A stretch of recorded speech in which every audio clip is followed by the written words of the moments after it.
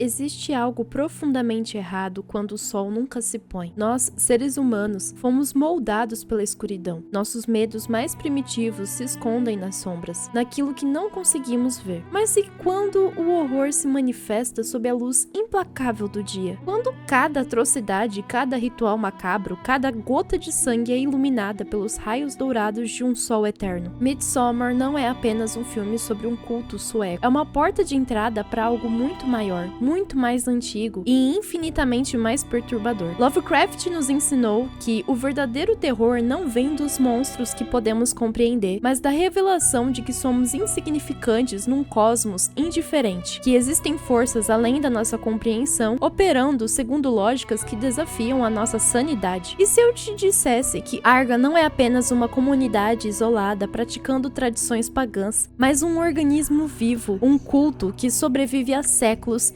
servindo a algo muito mais antigo do que os deuses nórdicos? Pensa comigo, por que exatamente 9 sacrifícios? Quais são os significados por trás de cada pessoa sacrificada? Por que a precisão matemática em todos os rituais? Por que aquela sincronia perturbadora onde todos gemem, sentem juntos, todos sofrem ou sentem prazer ao mesmo tempo? E aquele oráculo deformado nascido do incesto? O que ele realmente vê nas suas visões? Hoje nós vamos mergulhar nas teorias mais obscuras sobre Midsommar. Vamos conectar aos pontos que Ari Aster deixou escondidos sobre aqueles campos floridos. E lógico, vamos analisar o horror cósmico Lovecraftiano que pode estar manipulando tudo nos bastidores. Porque talvez, só talvez, o verdadeiro terror de Midsommar não seja o culto em si, mas aquilo que o culto está tentando manter apaziguado. Aquilo que observa silenciosamente aqueles campos eternamente iluminados. Aquela presença antiga que transforma visitantes ingênuos em oferendas necessárias. E no final,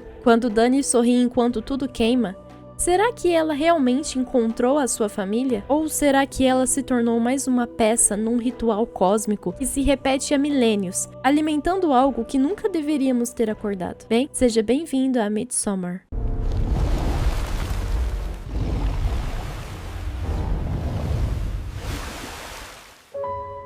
Oi, eu sou a Ana, seja muito bem-vindo ao meu canal. No vídeo de hoje eu vou comentar sobre o filme Midsommar, que é um dos meus filmes de terror favorito de todos os tempos. Eu amo demais esse filme. E antes da gente começar com a análise do filme e com as teorias Lovecraftianas, eu já vou deixar o meu agradecimento especial a todos os membros aqui do canal. E eu gostaria de dizer que agora, durante as férias, eu vou me organizar melhor. E quem é membro do canal vai passar a fazer parte do Clube Cutulinho lá no Discord, pra gente discutir mais sobre os filmes, pra eu postar link de drive pra vocês poderem assistir os filmes também, que eu trago aqui no canal, que às vezes não dá pra assistir em plataformas de streaming, então eu acabo assistindo de outras formas, se é que vocês me entendem. E assim eu vou poder compartilhar com vocês esses caminhos pra vocês poderem assistir os filmes também. E deixa eu ver o que mais de recado. Acho que não tenho mais nenhum recado, mas enfim, pense em se tornar membro do canal pra você também ter esses benefícios.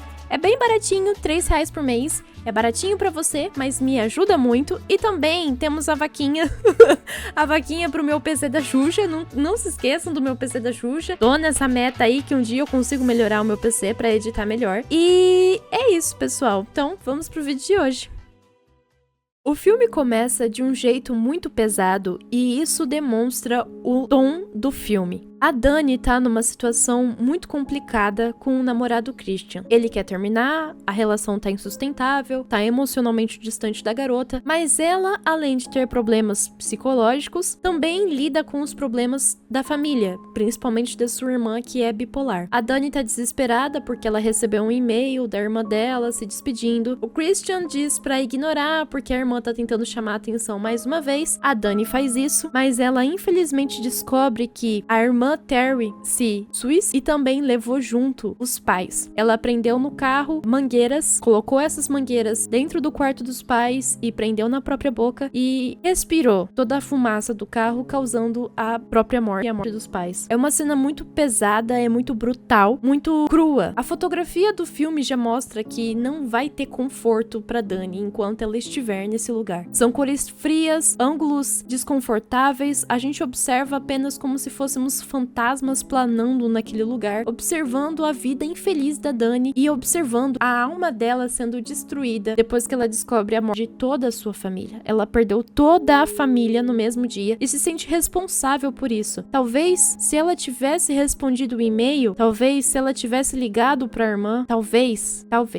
Bem, o Christian, que de imediato já nos traz uma antipatia, uma apatia, não consegue mais se conectar emocionalmente com a Dani, mas ele se sente culpado e se sente pressionado a continuar com o relacionamento justamente porque a Dani tá passando por uma situação terrível. Ele acha que se os dois terminarem, talvez a Dani também se desviva. A gente sabe que o Christian é uma pessoa que não presta e a gente entende todos os sentimentos que ele não tem pela Dani, justamente porque ele é um personagem que é apresentado num bar junto com seus amigos e ele tá discutindo sobre o seu doutorado. Ali também são apresentados personagens que vão ser extremamente importantes para a história, como o Josh, que é um cara super ambicioso que também tá terminando o seu doutorado, o Mark, que é um amigo meio bobão que só pensa em se divertir, e o Phil, que é um sueco que tá fazendo intercâmbio e que cresceu numa comunidade lá na Suécia e tá planejando uma viagem em grupo para que os americanos que estão vivendo um terrível inverno possam desfrutar de um verão maravilhoso. E o Christian tinha acabado de falar que queria terminar com a Dani, mas depois de tudo que aconteceu, ele volta atrás e se sente preso a ela. Como é que você consegue terminar com alguém que acabou de perder a sua família inteira? Você simplesmente não termina. Então, o Christian fica levando o relacionamento com a barriga, ele leva a Dani pra casa dele, lá ela vê os amigos, e é lá que ela conhece o Phil também. E eles acabam conversando sobre a viagem e a Dani, numa tentativa de fugir da própria realidade, se convida pra essa viagem. Acontece que nenhum dos amigos do Christian queria que a Dani fosse, justamente porque o Christian já moldou a visão que os amigos têm sobre a Dani. Ela é muito intensa, ela é muito emotiva, ela tá passando por uma situação difícil, ela é muito complicada, então nenhum dos caras queriam atrapalhar a viagem deles por causa de uma garota emocionalmente instável. O Christian convida a Dani, mas a gente sabe que ele não quer convidar e ele transparece isso. Os amigos ficam muito incomodados, especialmente porque eles só queriam curtir. Mas enfim, lá vão todos pra Suíça, o único que se importa realmente com o que a Dani tá sentindo é o Phil, mas a gente vai entrar mais na discussão sobre ele um pouquinho pra frente, quando eu falar um pouco mais sobre os personagens. E eles vão pra comunidade que o Phil cresceu, que é uma comunidade super isolada chamada Arga, bem no interior da Suécia.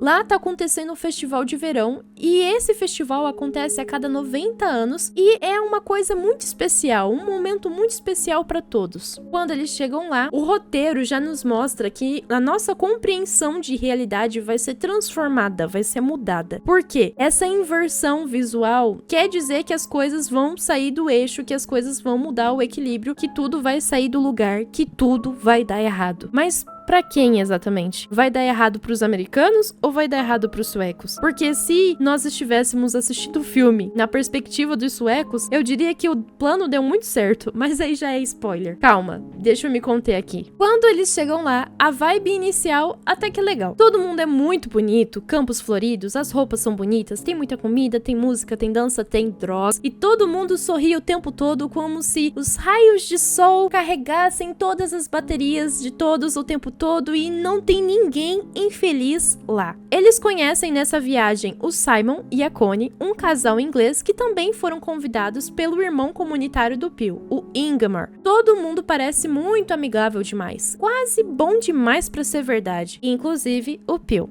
Logo de cara, o Phil oferece uns cogumelos alucinógenos pro pessoal experimentar e todo mundo aceita. A Dani, que já tá muito fragilizada, principalmente pelo trauma forte que ela acabou de sofrer, começa a ter umas visões muito intensas com a irmã dela, revivendo toda aquela dor. Mas o pessoal da comunidade fica ali dando suporte, sendo carinhoso, criando uma atmosfera de acolhimento que ela não estava encontrando no próprio namorado ou nos amigos do namorado. Ninguém que vivia na realidade dela, que teoricamente deveria entender o que ela estava passando, não estava acolhendo a Dani. Ela precisou viajar para o outro lado do mundo, entrar num universo completamente diferente para começar a se sentir acolhida, principalmente pelo Pio. Ele é muito importante nessa história, não só por ter levado o grupo de amigos para aquele lugar, mas porque ele vai ser responsável por desarmar a Dani. E aí que as coisas começam a desandar. O grupo é convidado a presenciar uma cerimônia que eles chamam de Atestupa. E todo mundo acha que vai ser mais um tipo de tradição folclórica envolvendo música, envolvendo algo bonitinho. Mas não. Dois anciãos da comunidade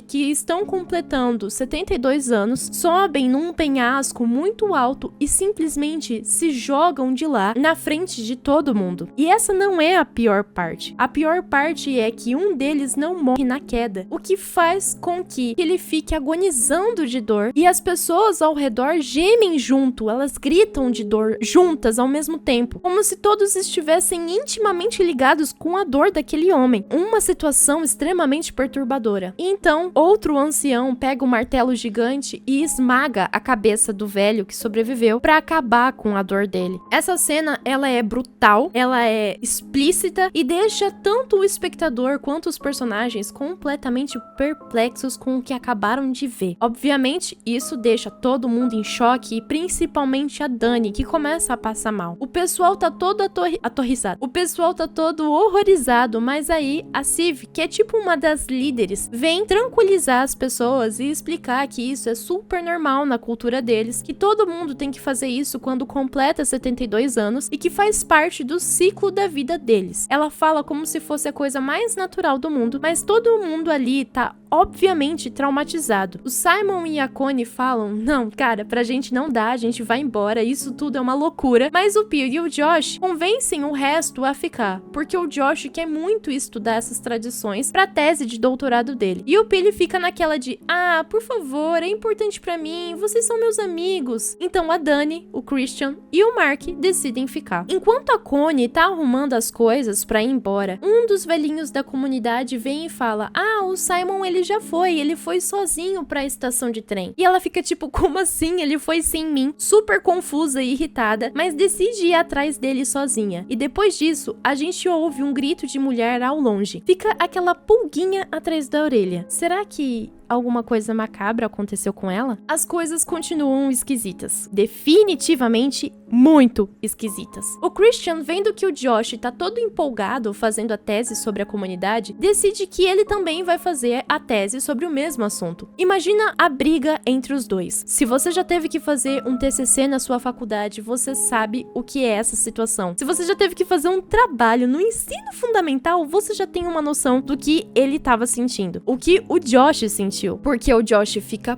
puto, porque a ideia era dele, mas o Christian não tá nem aí e decide que vai roubar a ideia do seu amigo e fazer um TCC sobre o mesmo assunto. Minto, TCC não, um doutorado. O que é pior ainda, um doutorado. Doutorado, meu Deus, você leva tanto tempo pra fazer um doutorado, você leva tanto tempo pra fazer uma pesquisa pra desenvolver, e o Christian simplesmente olha pro Josh na maior cara de pau e diz que vai tratar sobre o mesmo assunto. É um absurdo, eu sei. E por conta dessa treta entre os dois, o Josh tá determinado a tornar o doutorado dele muito mais interessante e profundo do que do Christian. E por isso, ele tenta conseguir mais informações sobre a comunidade. Mas essas informações que ele tenta arrancar dos aldeões são informações sigilosas entre eles, que só a comunidade compartilha entre ela. E os anciãos não querem compartilhar essas informações com Josh. Ele quer entender mais sobre as práticas rúnicas antigas que eles praticam lá, que são baseadas em pinturas feitas por um cara todo deformado que nasceu de um incesto que eles consideram tipo um oráculo, um profeta. Esse profeta é muito bizarro e as pinturas são bizarras, e o Josh é estritamente proibido de chegar perto tanto do oráculo quanto do livro dele. E todos os anciãos pegam uma raiva do Josh porque ele tá forçando a barra, já que o Christian tá fazendo a pesquisa sobre o mesmo assunto, ele quer de todo modo provar que a pesquisa dele é muito superior, nem que isso custe a sua própria vida. Enquanto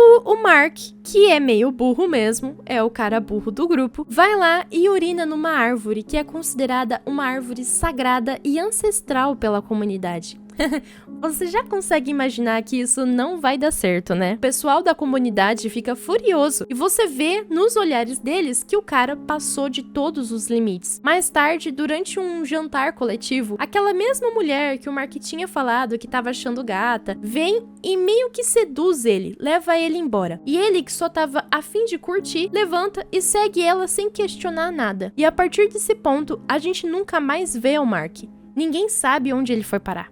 Naquela mesma noite, o Josh, que tá completamente obcecado com o trabalho dele, resolve fazer uma cagada também. Ele entra escondido no templo sagrado e decide fotografar os textos rúnicos, mesmo sabendo que era proibido fazer isso. Ele tá lá tirando fotos quando de repente aparece uma figura meio nua, usando o rosto esfolado do Mark como uma máscara. Antes que ele possa reagir, ele leva uma martelada na cabeça e é arrastado para fora do templo. No dia seguinte, forçam a Dani a tomar mais drogas psicodélicas e a participar de uma competição de dança ao redor de um mastro. É uma dança exaustiva e as meninas vão caindo uma por uma, mas a Dani, mesmo destruída emocionalmente e fisicamente, aguenta até o fim e vence. Aí, eles a coroam como a Rainha de Maio, que é a maior honra que existe naquela comunidade durante essa festividade. Dá a entender que existiram muitas Rainhas de Maio, talvez todos os anos tenham as Rainhas de Maio, e durante o filme, essa ideia de a Rainha de Maio é apresentada pra gente pelo Pili, mas a Dani questiona onde estão essas rainhas, e o Pili não responde, então fica um questionamento sobre elas terem se tornado Rainhas de Maio e terem sido mortas também, se elas eram estrangeiras que também desapareceram, enfim, fica esse mistério aí sobre quem são essas rainhas. O Christian, que já foi na viagem com a intenção de trair a Dani e que estava interessado por uma menina que até faz uma simpatia com pelos e secreção daquela região, faz o Christian ficar drogado e o seduz para ter uma relação com ela. E esse menino é um idiota.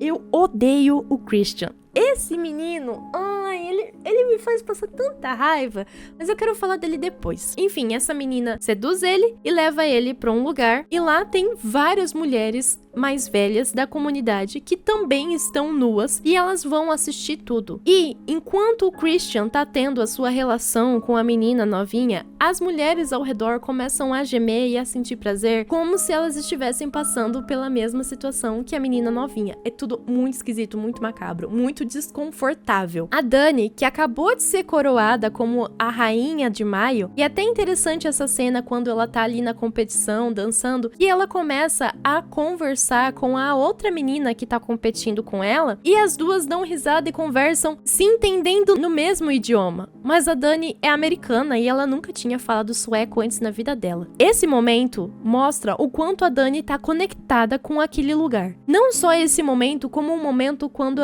ela também, sob efeitos de droga, vê grama crescendo nas mãos enquanto ela tá com a mão tocando o solo. Não qualquer solo, o solo desse lugar. Ou seja, desde o primeiro momento em que a Dani usou drogas e começou a se deixar influenciar pelas pessoas daquele lugar, ela começou a ficar mais aberta a se conectar com aquelas pessoas. E o Pili foi extremamente importante porque ele era a pessoa que foi gradativamente desarmando a Dani e fragilizando o escudo dela, o escudo emocional e psicológico, até chegar a esse ponto, até chegar a esse momento. Ele foi mostrando devagarzinho que o Christian não prestava, ele foi se importando devagarzinho com questões extremamente importantes na vida da Dani, que as outras pessoas não estavam se importando, e ele foi levando a Dani até chegar no seu colapso final, que é o momento em que ela vê o Christian tendo relação com outra menina. Ela quebra, ela desmorona, ela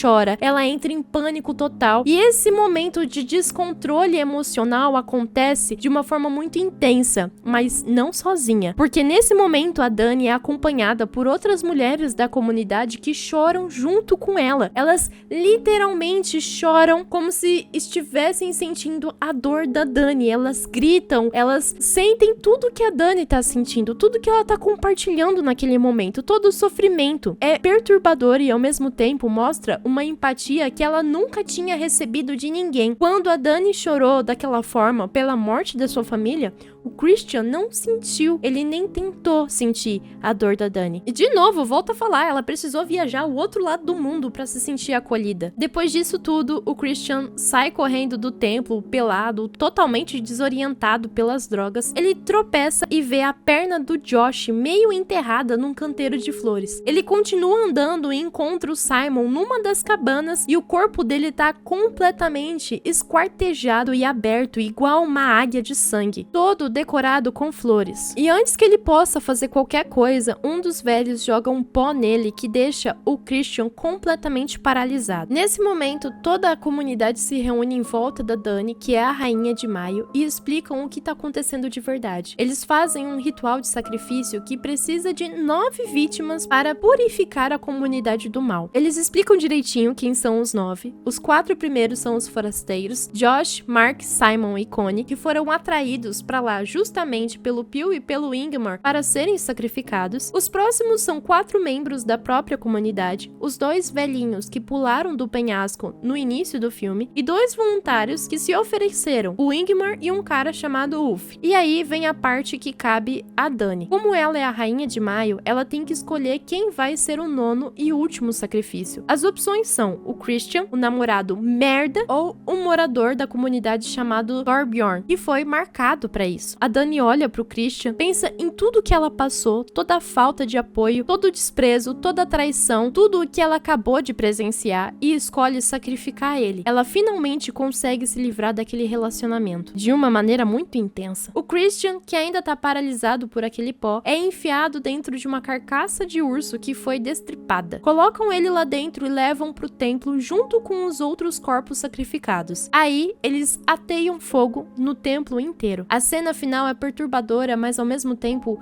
fascinante. O templo tá pegando fogo, o Ulf tá lá dentro, gritando de agonia enquanto é queimado vivo. E, do lado de fora, toda a comunidade começa a gritar e gemer junto com ele, compartilhando a dor dele, naquele mesmo ritual de empatia coletiva que eles fizeram lá no começo. A Dani tá assistindo tudo isso. No começo, ela tá soluçando com uma cara de horror, mas aos poucos, enquanto o templo vai desmoronando e as chamas vão consumindo tudo, ela começa a sorrir. É um sorriso pequeno, mas que vai crescendo. É como se ela finalmente tivesse encontrado uma família que aceita, e ela se sente valorizada, preenchida, ela se sente pertencente, que tudo isso, mesmo sendo completamente insano, faz sentido pra ela. O filme termina com ela ali sorrindo, enquanto o templo queima e a comunidade chora em uníssono. É uma cena que deixa você super desconfortável, porque de um lado, ela finalmente encontrou o que ela tanto procurava, mas por outro, foi através de um culto assassino que queimou o namorado dela vivo. É genial e perturbador ao mesmo tempo. E no final das contas, Midsommar é uma história sobre luto, sobre relacionamento tóxico e sobre a busca desesperada por pertencimento. Tudo embrulhado num terror folk sueco sob a luz do dia. Nada de sustos baratos ou cenas escuras. Todo o horror acontece sob a luz brilhante do verão, o que deixa tudo ainda mais perturbador. Mas você não tá aqui só pelo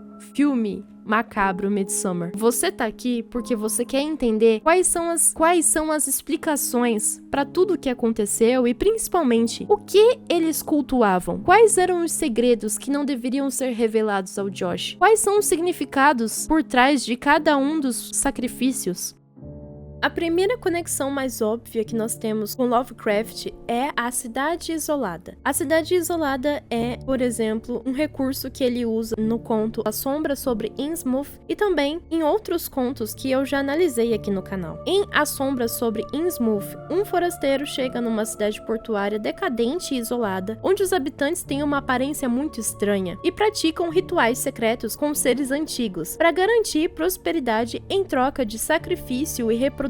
E em Midsommar, Arga é a versão limpa e ensolarada de Innsmouth, uma comunidade fechada geograficamente e culturalmente. Os personagens entram lá achando que estão num estudo antropológico, mas na verdade tudo não passa de uma armadilha mortal. Assim como em Innsmouth, ninguém que entra e descobre a verdade pode sair. A comunidade precisa de sangue novo para evitar a estagnação genética, um paralelo direto com a miscigenação forçada nos contos de Lovecraft. Lovecraft. A comunidade precisa de sangue novo, não só para evitar a estagnação genética, mas também para os sacrifícios que precisam acontecer naquele lugar, assim como acontecem nos contos de Lovecraft. Outro ponto que nós podemos relacionar do filme com Lovecraft é o incesto. Eu sei, parece que nenhum conto do Lovecraft fala sobre isso abertamente, mas calma que eu vou explicar melhor. No conto O Horror em Dunwich, a família Whatley gera filhos deformados através de rituais profanos para servirem de portais para os antigos. A deformidade é vista como um sinal de poder ou proximidade com os deuses. Enquanto isso, em Midsommar, a deficiência cognitiva e física do Ruben é intencional. A seita força o incesto para criar alguém cuja mente não esteja poluída pela lógica humana, tornando um receptor puro para as mensagens divinas. Ele é uma criatura deformada, mas ao mesmo tempo pura, como por exemplo no filme que eu analisei, The Void, em que as criaturas, mesmo que fossem todas deformadas, eram ditas como criaturas puras. Tanto pro Lovecraft quanto pro Ari Aster, a biologia humana é manipulada e distorcida para servir um propósito ritualístico. O corpo é deformado e é a ponte pro divino ou pro cósmico. Então, respondendo a um dos questionamentos que ficam na nossa cabeça sobre o nosso queridinho profeta e sobre as rúnicas antigas que o Josh queria entender, talvez ele fosse essa criatura deformada criada em um ritual incestuoso, tendo o propósito de se comunicar e transmitir a mensagem dos antigos ou a vontade dos antigos. Outro ponto muito interessante é como a mente pode ser fragilizada com o uso das drogas e as drogas serem uma chave para um portal.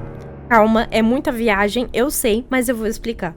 Nos contos do Lovecraft, como Os Sonhos da Casa da Bruxa, que é um conto que eu quero muito trazer aqui pro canal, a mente humana possui barreiras naturais que nos impedem de ver a realidade aterrorizante do universo. Quando essas barreiras caem, seja pelos sonhos ou pela matemática ou rituais proibidos, a pessoa enlouquece ou é possuída. Em Midsommar, as drogas são recreativas, mas mesmo tendo essa primeira fachada de um uso para divertimento e relaxamento, as defesas racionais da Dani caem. A natureza começa a respirar e se fundir com ela. A comida e a bebida também são batizadas e mantêm os forasteiros num estado constante de confusão e sugestão mental. O objetivo é não manter a mente deles sã para resistir ao horror que vai acontecer. Uma mente fragilizada pelas drogas não consegue distinguir o que é real e o que é alucinação, e o forasteiro se torna mais fácil de ser manipulado pela seita. Eles quebram a psique individual para que a mente da colmeia possa entrar. E esse aspecto do filme, a colmeia, eu confesso que é a minha parte favorita, porque o horror cósmico muitas vezes lida com a ideia de que a humanidade é insignificante e que o nosso destino final é ser absorvido por algo muito maior. A entidade em Lovecraft pode ser Cthulhu ou Yog-Sothoth. Em Midsommar, a entidade é a própria comunidade. É a própria colmeia de Arga. O ritual da empatia, a cena em que as mulheres choram e gritam junto com a Dani, ou o momento em que as mulheres sentem um extremo prazer junto com o Christian, babaca, é a prova final da mente da colmeia. Não existe um eu sinto dor. Existe o nós sentimos dor. Exatamente como na cena em que os anciões se matam. A conclusão aterrorizante que a gente pode chegar e que eu fico fascinada é que em muitas histórias do Lovecraft o protagonista ou morre ou se torna um deles, como no final de Innsmouth. O sorriso final da Dani é exatamente isso, a morte da Dani como um indivíduo e o nascimento da Rainha de Maio, ou de uma célula que faz parte da colmeia. Ela não escapou, ela foi assimilada. E um aspecto muito importante pro filme, que é tanto a questão estética de tudo estar debaixo da luz do sol, ao mesmo tempo faz uma conexão muito interessante com o Lovecraft, porque a loucura muitas vezes vem da distorção do tempo e do espaço. Por exemplo, as cidades geometricamente impossíveis como Highley. Em Midsommar, a distorção é de tempo. A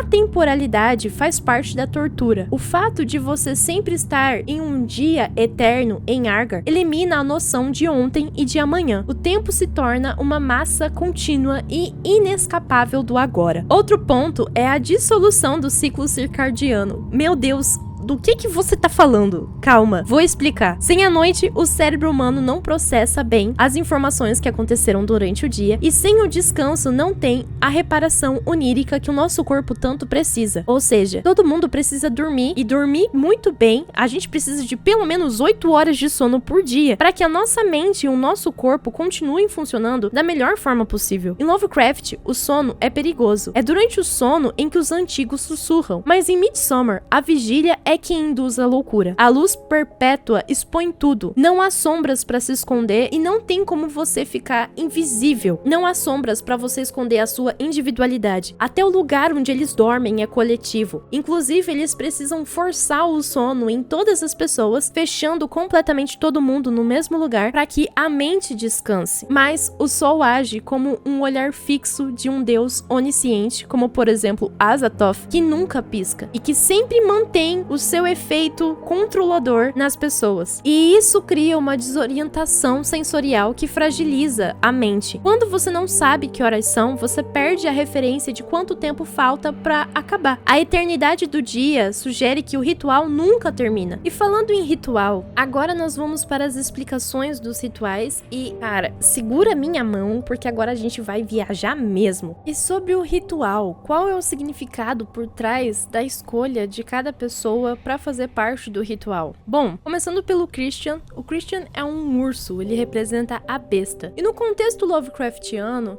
em muitas histórias, a linha entre homem e animal é muito tênue. Colocar o Christian dentro do urso não é apenas um figurino, é uma regressão evolutiva. Ele é paralisado, sem fala, sem movimento, reduzido a um pedaço de carne senciente, forçado a vestir a natureza predatória. Ele se torna o símbolo do mal, do excesso, que deve ser queimado. Ele deixa de ser o Christian e vira o sacrifício. O Mark é o bobo da corte. Ele é esfolado e um membro da seita veste a sua pele. Isso remete aos rituais de apropriação de identidade, força, misticismo, poderes sobrenaturais. O Mark, que zombou das tradições, acabou se tornando uma casca vazia, uma máscara, e a sua existência fútil é convertida em uma utilidade igualmente fútil, mas necessária para o ritual. O Josh é o acadêmico, o intelectual, e ele representa a ciência arrogante. Ele acha que pode estudar um monstro sem ser devorado por ele, que pode entender o que acontece naquela cultura sem ser afetado por aquelas pessoas, por aquela colmeia. Ele é a tentativa fútil da mente racional de dissecar o horror cósmico. E ele foi enterrado dentro do templo de uma forma que representasse a sua profanação. Ele tentou roubar o conhecimento proibido e pagou com a sua própria vida. O Simon e a Connie representam a resistência, o apego ao mundo exterior. Eles representam o medo e a rejeição. Para a seita, eles são células cancerígenas que se recusam a cooperar com o organismo. O Simon é submetido à águia de sangue, um ritual viking onde os pulmões são puxados pelas costas para parecerem asas. Ele foi mantido vivo nesse estado de dor extrema, simbolizando o sofrimento de quem tenta voar para longe da comunidade. E a Connie morreu afogada, vestida com as roupas do ritual que ela rejeitou. Nós temos então os visitantes representando terra, fogo, ar e água. E temos os 4 Angars. Para equilibrar a balança cósmica, a seita não pode apenas matar forasteiros. Eles precisam dar algo de si mesmos, para que isso valide a fé deles. Os 2 anciãos são corpos de 2 idosos que pularam do penhasco no início do filme. E eles representam o passado e a tradição. Queimá-los é devolver as cinzas à terra para alimentar o futuro. É a aceitação de que a morte é necessária para a vida. O Ingmar e o Wolf, os 2 voluntários, são membros saudáveis da comunidade que se ofereceram para serem queimados vivos. Eles trouxeram o Simon e a Connie. O sacrifício dele é, em parte, penitência por ter trazido oferendas que causaram problemas, mas também um ato de sublime fé. O Wolf trouxe o Mark e o Josh. Ele grita de dor, mas aceita o fogo. E a morte desses 2 representa a devoção absoluta. Eles provam que o coletivo é mais importante do que a própria vida. Eles são a cola, entre aspas, fanática que mantém a seita unida. A característica principal do horror cósmico é a indiferença. O universo não odeia você, ele apenas não se importa com a sua existência. E Agar opera sobre essa lógica. Eles não matam os amigos da Dani por ódio ou por maldade. Conceitos humanos modernos. Eles matam porque o ciclo exige. O sol nasce, o sol se põe. As colheitas precisam de sangue. A moralidade humana é irrelevante perante os ciclos da natureza e aqui assumem o papel de uma força cósmica. E se a gente trocar deuses com tentáculos pela natureza ancestral, nós vamos perceber que Midsommar é um conto de Lovecraft. Um grupo de céticos modernos entra em um território antigo e isolado, onde as suas leis científicas e morais não se aplicam. Suas mentes são quebradas por visões e substâncias, sua biologia é usada para reprodução ou sacrifício, e o único sobrevivente é aquele que aceita a loucura e se junta ao culto para sempre, se tornando mais uma célula daquela colmeia gigantesca. Mas qual é a criatura que essa seita cultua? Qual é a criatura que exige tais sacrifícios? Quem é o verdadeiro Deus por detrás da mitologia de Midsommar? No cânon do filme, eles adoram o sol, a terra e os ancestrais. Mas se nós analisarmos a teologia e o comportamento da seita e procurarmos um equivalente direto no Cthulhu Mythos, a entidade que eles adoram, sem saber o nome, é sem dúvidas nenhuma o Shub-Niggurath. E aqui está o porquê. Ela é a mãe natureza perversa. Shub-Niggurath é a divindade Lovecraftiana que representa a fertilidade, a reprodução desenfreada e a vida biológica em sua forma mais crua e grotesca. Em Midsommar, tudo gira em torno de fecundação e ciclos da vida. O chão respira, as flores parecem ter pulso, o ritual sexual do Christian não é sobre amor ou prazer, é sobre reprodução mecânica e biológica para perpetuar uma espécie. A conexão com o Shub-Niggurath é frequentemente adorada por cultos druídicos e isolados em florestas, que realizam sacrifícios sangrentos para garantir boas colheitas e nascimentos. Arga é exatamente isso, um culto de fertilidade que rega a terra com sangue. O título Com 1000 Filhotes refere-se à prole monstruosa da entidade que muitas vezes age como uma extensão dela mesma. No filme, a comunidade de Arga não tem individualidade. Eles são os filhotes. Quando uma mulher chora, todas choram. Quando um queima, todos queimam. Todos gritam, todos sentem dor. Eles agem como uma única massa biológica. E o ritual, o objetivo final da seita, é manter a pureza e a continuidade dessa família. O Pili e o Ingmar saem para o mundo apenas para trazer material genético novo para alimentar a nova ninhada da mãe. Diferente de Cthulhu, que tá no mar, nos sonhos, ou Yog-Sothoth, que tá no tempo e espaço, Shub-Niggurath é uma divindade da terra e da carne. No filme, a natureza em Midsommar é agressiva. No final, a Dani tá tão coberta de flores que ela mal parece humana. Ela parece um monte de terra, um arbusto ambulante. Os corpos de Simon e Josh são plantados no jardim. E a adoração a Shub-Niggurath envolve aceitar que você é apenas uma biomassa. Você nasce, se reproduz e morre para alimentar o todo. É o folk horror elevado ao nível cósmico do Lovecraft. Mas existem outros deuses do panteão Lovecraftiano que a gente deve analisar com calma. Por exemplo, o Nyarlathotep, que é o mensageiro dos deuses, o único que caminha entre os homens com a aparência humana, usando carisma e enganando, assim, para levar a humanidade à loucura e perdição. O Pili faz exatamente isso. Ele vai ao mundo moderno, usa charme e empatia falsa para manipular a Dani e os amigos, guiando-os mansamente pro matadouro. Mas eu acredito fortemente que não seja Nyarlathotep, mas sim Shub-Niggurath. Esse nome eu com certeza falei errado várias vezes, porque Lovecraft queria criar nomes inomeáveis, inomináveis, impronunciáveis, meu Deus do céu. Ai, usei toda a minha massa cefálica pra pensar nesse roteiro. Mas enfim, eu espero que tenha respondido a dúvida de vocês sobre quem é a criatura que essa seita cultua. Por fim, ao dissecarmos Midsommar para além da sua estética floral e de uma narrativa sobre um relacionamento tóxico, nós descobrimos uma máquina de terror Lovecraftiana perfeitamente feita. O filme do Ari Aster prova que o medo do desconhecido não precisa de escuridão, tentáculos ou cidades submersas para existir. Ele pode florescer sobre a luz implacável do sol da meia-noite. O foco da análise foi mostrar que não existe um vilão individual em Arga. O Pili, Sirvio ou os anciãos que não agem por maldade humana. Eles são células de um organismo maior, uma entidade viva e antiga que opera sob uma moralidade acima da humana. Assim como nos mitos do Cthulhu, a humanidade é um indivíduo irrelevante. Você apenas existe para servir e alimentar o ciclo, se sacrificar, para perpetuar, para se reproduzir, para continuar o legado de seres muito mais antigos do que o nosso próprio mundo. O filme substitui os grandes antigos do espaço pela própria natureza. A seita venera a fertilidade vitalidade e o ciclo da vida com um fervor que exige sangue. Essa é a essência de Shub-Niggurath, a cabra negra dos bosques, que pare 1000 filhotes. Arga nos lembra que a natureza não é boazinha. Ela é brutal, é faminta, é indiferente ao sofrimento individual. A beleza das flores esconde o adubo feito de cadáveres. A jornada da Dani é